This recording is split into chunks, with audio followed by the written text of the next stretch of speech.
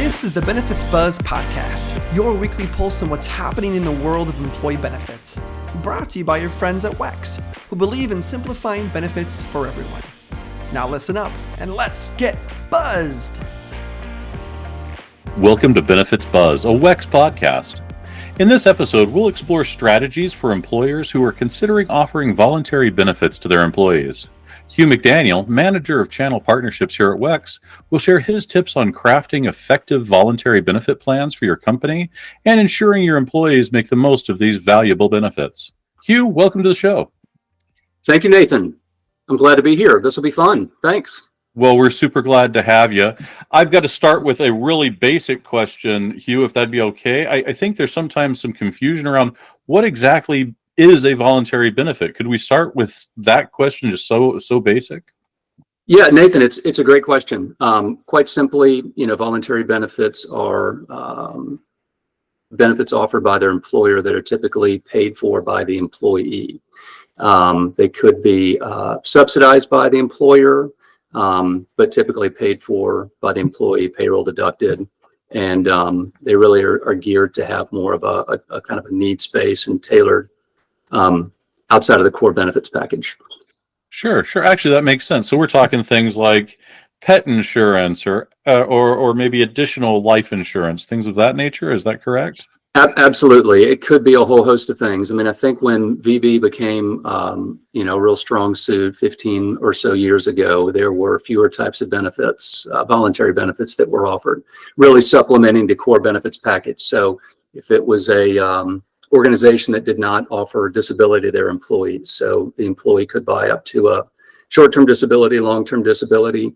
I think more commonly as the years went by, supplemental health benefits came into existence, the ones we've heard of, the accident, the critical illness, the hospital indemnity, those really designed to be supplemental to your major medical coverage to help fill in those gaps. But the beauty of them is they're designed so that a benefits payout can be used however the employee chooses. So to your point, though, they've really evolved over the years, and not just the additional ones that you've mentioned, legal, the pet, the identity, and cybersecurity. But there are just so many types of benefits, so much innovation out there.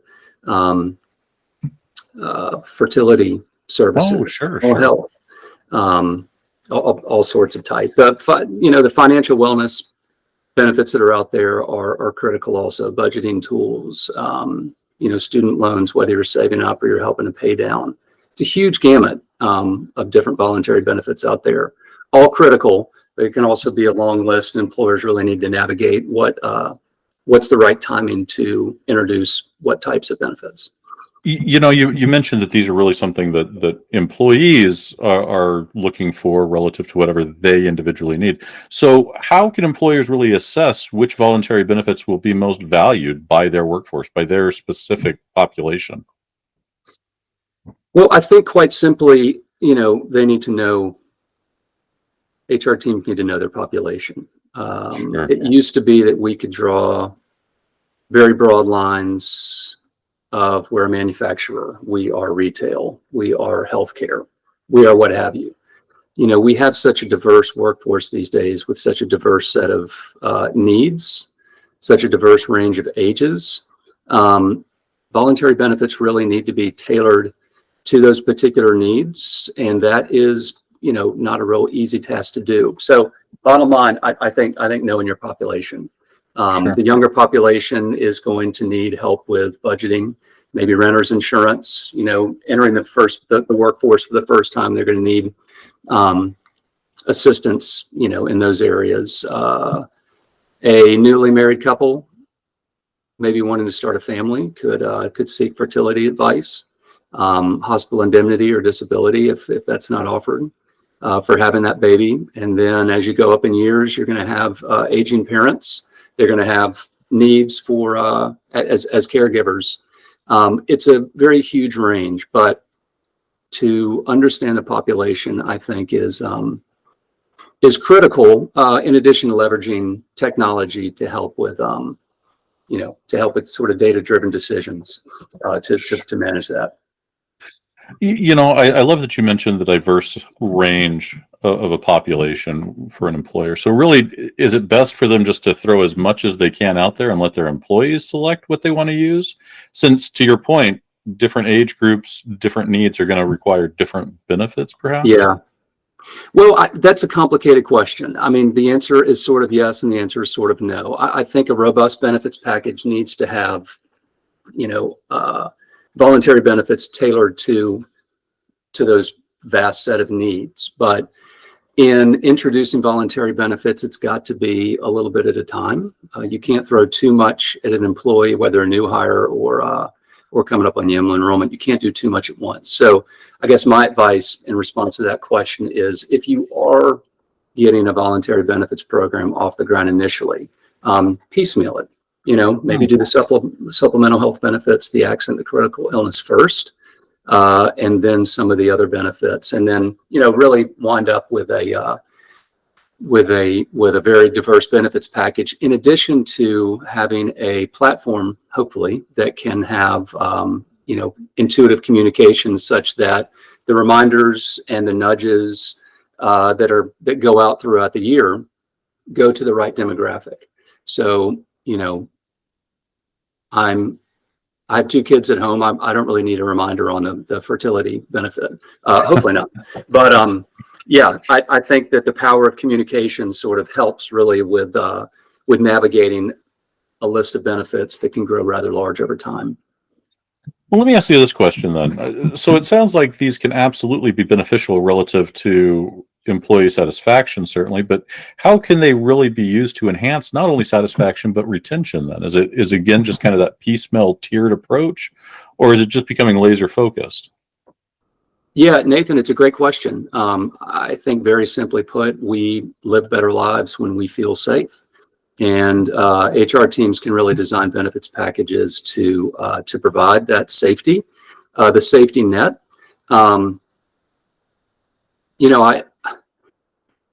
I love to tell the story when I talk about benefits, and people who know me probably heard me tell this story a lot. But the Golden Gate Bridge is a good example. It was built in the 30s. It was a engineering feat to actually do something so monumental. The mastermind engineer was a guy named Joseph Strauss. When he set out and work started, I think in 1933 or so, there were no safety standards. There were no OSHA requirements, obviously, no ADA regs. So a lot of those workers, now this is back in the 30s, were getting hurt. I think it was, at that time, I think there was 1 death for every 1 million spent on construction projects that size. Wow. So as a result, when the Golden Gate started out, they were massively over budget, massively behind schedule. And Strauss, about halfway through the project, very simply, and actually very expensively at the time, put a net under the work platform. And so a safety net, as the workers progressed to build the bridge, was there. And incredibly, they finished completely under budget, caught up with the project, and finished much quicker than everybody expected. So, the point is, and why I like to tell that, is because we feel safer when we're covered. So a good safety net that's offered by HR, that's utilized and enrolled in by their employee population, employees are going to be able to focus on work and not be on the phone with their credit card companies all day, or whatever the case is. But when you're covered and you feel safe, you really are going to be a happier worker, in essence. I absolutely love that, Hugh. I think that's just very well said, that when we feel safe, when we're covered, that we do feel safe when we're covered.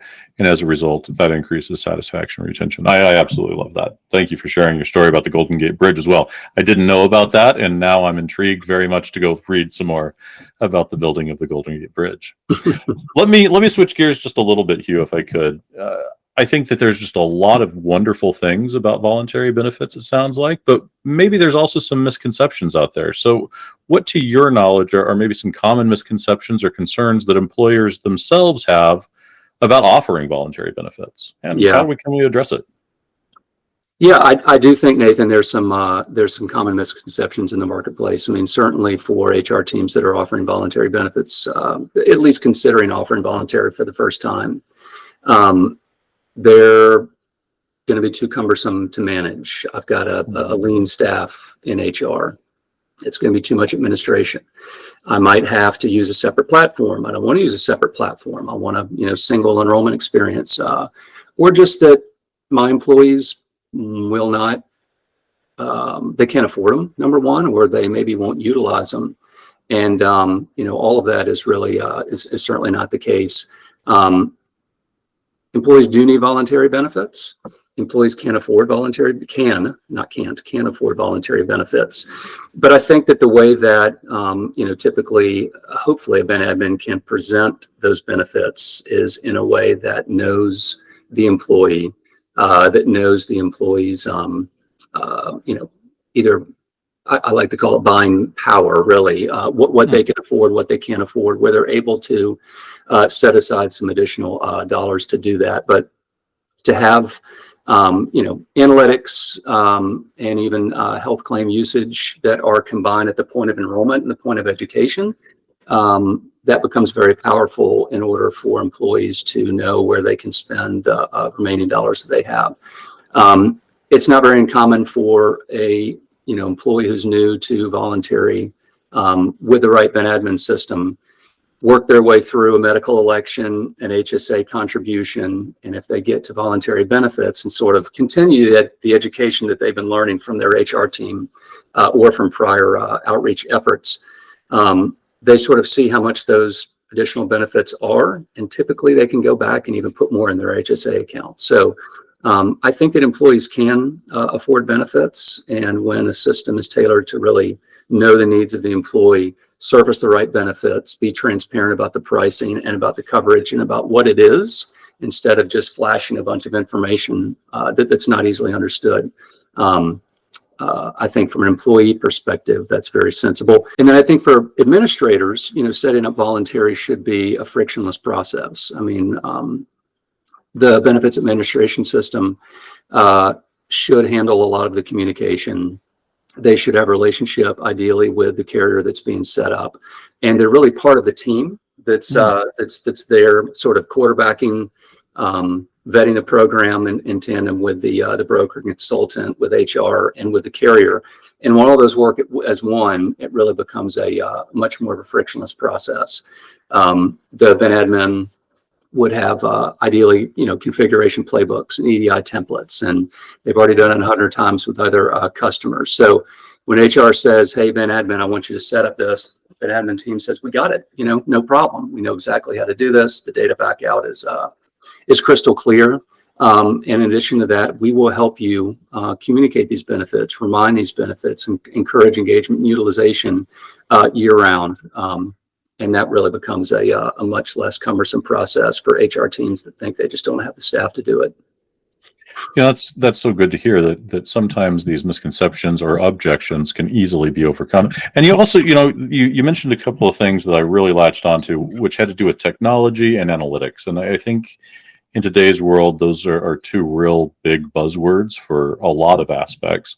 But how do you feel like technology can assist in the management and maybe even the delivery of voluntary benefits? And as a follow-up to that, what should employers really be measuring relative to their analytics for success and impact of those benefits? Like, what should they actually dig into? What should they track? Mm-hmm. Yeah. All great questions. I mean, technology is critical when it just comes to benefits enrollment. I really can't imagine a day before we had ben admin systems. Why is it that we go to the doctor and we still fill out stacks of papers? I've been going to the same doctor for 6 years. Why do you need my date of birth again? You should know my date of birth by now. So a paper world, is very fascinating to me, how we exist in that. But to benefits administration, technology is absolutely key. It's key to successful management. It's key to communication, and it's critical. Like I said, it's just hard to imagine a world when we were back on paper. But I think that aside from some of the items I've mentioned, which is relationships that Ben admins have with the carriers, knowing how to seamlessly set up the benefits and the data. So from a pure, administration perspective, the decision support capabilities that exist today is pretty incredible. Some of that decision support comes from content that the employee might enter. More and more, it's individual claims that can come back into the system. And then with, just combining a lot of different sources of information can really help with, not only tailor the benefits that would be recommended, but helping with decisions. And that becomes a very personal and very trusted way to enroll in benefits. And it's just critical that we, that we live in a world that supports that. And more we do, which is very, very powerful stuff. I think you mentioned how we measure the success of benefits. Yeah.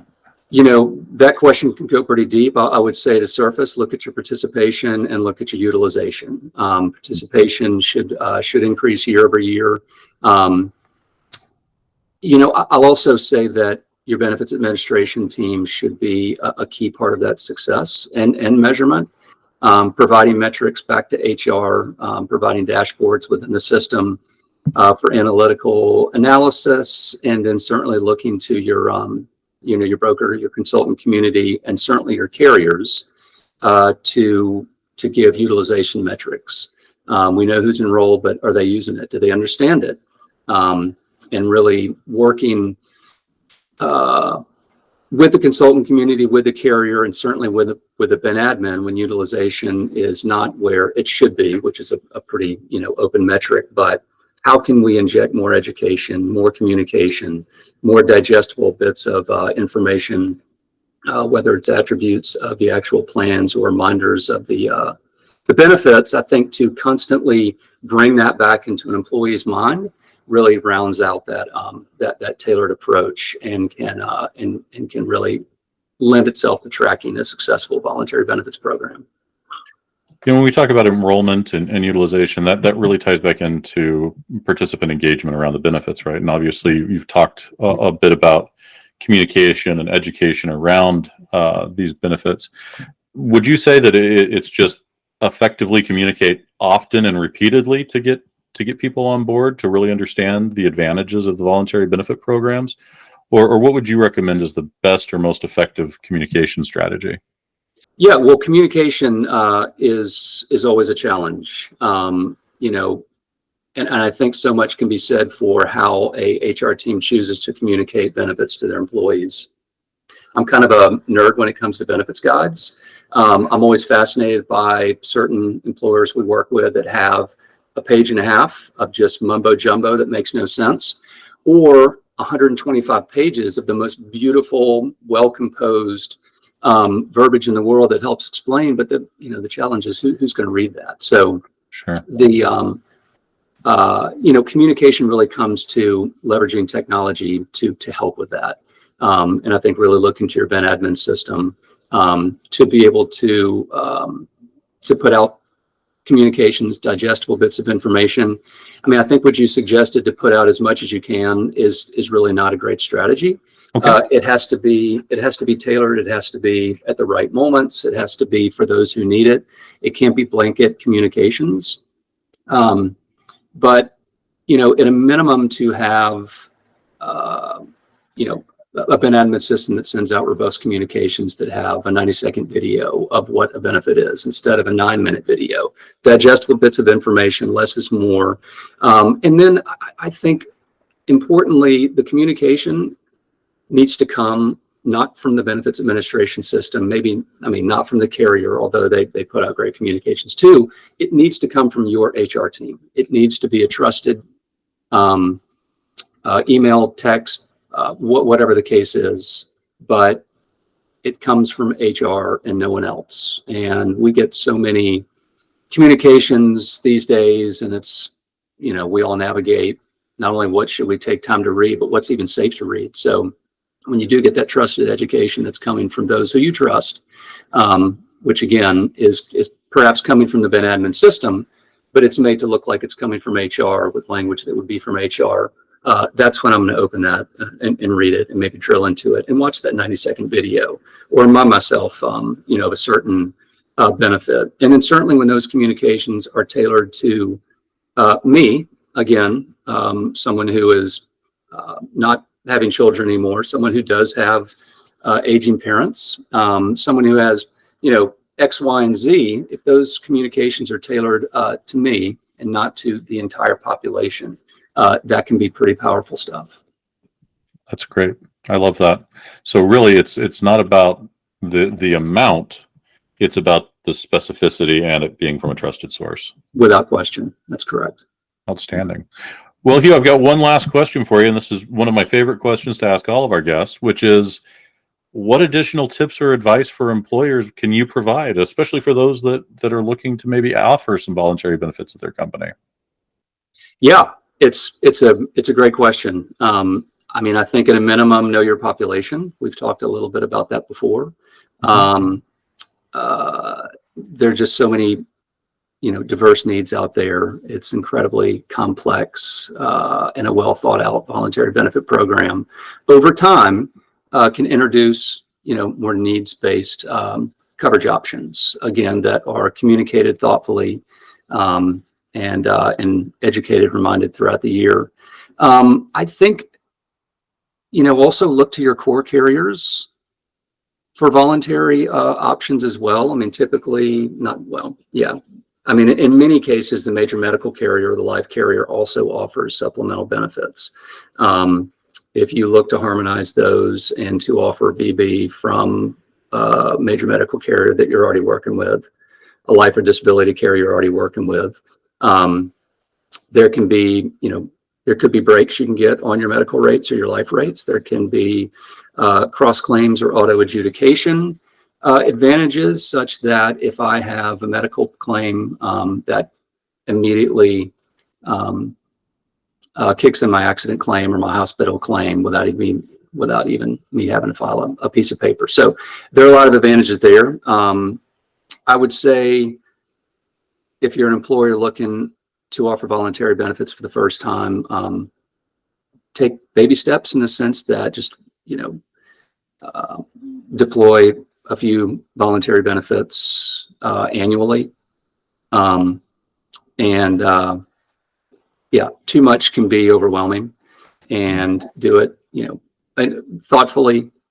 And then I would say lastly, and we've mentioned this a bunch, but lean on the communication capabilities of your Ben admin. And I think if anything, insist that your carriers, your broker and consultant community, and the Ben admin work together transparently. And if they're not working together, then they're not really working for the employer, and they need to be. And I think with the power of those three constituents, I'll call it, working together, it can be a seamless and effective program, and that relationship will even will grow over time. So I guess that would be my little tidbits there. Those are some great insights and tips and tricks. I want to just take this opportunity to say thank you very much for joining us today. I really appreciated your insights, and I know our listeners did too. Sure. This was fun. Thanks, Nathan. Oh, I'm glad to have you. You'll have to come back and be a guest again in the future. I'd love to. Thanks so much. You bet. And thank you to all of our listeners for tuning into today's episode. If you haven't already, please subscribe to Benefits Buzz and leave us a review. We'd also love to know what topics may interest you so we can add those to a future episode. Thank you, everyone.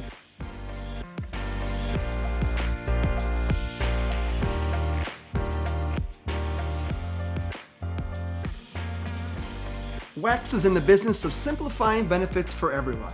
Now, although we certainly hope our podcast sparks some aha moments, like that was pretty cool, but of course we cannot provide legal, investment, or financial advice. And, well, therefore, nothing shared in this podcast should be interpreted as such. We encourage you to seek out appropriate professional advice regarding your plans. Hey, congratulations! You made it through our disclaimer. Thanks for listening.